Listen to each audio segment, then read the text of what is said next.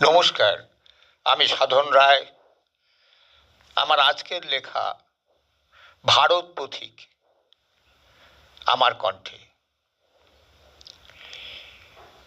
হে মহামানব, ভারতীয় নবজাগরণের অগ্রদূত, রেনেসাঁর দীপ্ত পথিক রাজা রামমোহন রায়, সম্ভ্রান্ত ব্রাহ্মণ পরিবারে জন্ম নিয়েও ধর্মান্ধতার বিরুদ্ধে তুলেছিলে প্রতিবাদের অগ্নিশিখা।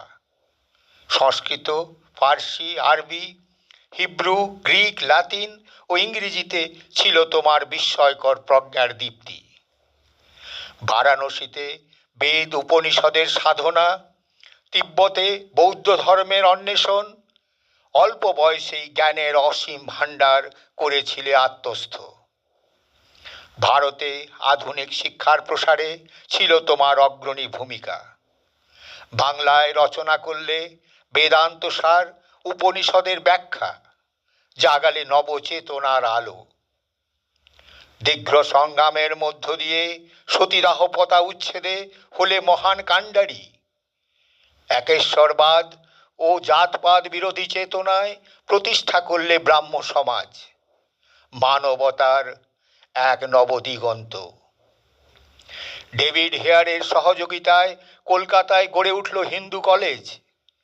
বাল্যবিবাহ রোধ, বিধবা বিবাহ সমর্থন, নারী শিক্ষা ও সম্পত্তির অধিকারে ছিল তোমার দীপ্ত আহ্বান। সংবাদপত্রের স্বাধীনতা ও যুক্তিবাদী মানবতার আলোয় মধ্যযুগীয় কুসংস্কারে আচ্ছন্ন সমাজকে করতে চেয়েছিলে আধুনিক ও প্রগতিশীল। মুঘল সম্রাট আকবর দ্বিতীয় দিয়েছিলেন রাজা উপাধি। ফরাসি সম্রাট লুইস ফিলিপ এক এর দরবারেও হয়েছিলে সম্বর্ধিত। কবিগুরু রবীন্দ্রনাথ ঠাকুর তোমায় বলেছিলেন ভারত পথিক। বিশ্বের বুকে সমাজ সংস্কারক রূপে রয়েছ আজও চির অমলিন। তোমার আদর্শের দীপ্ত শিখায় জাগুক আবার মানবতার সুবর্ণ দিন।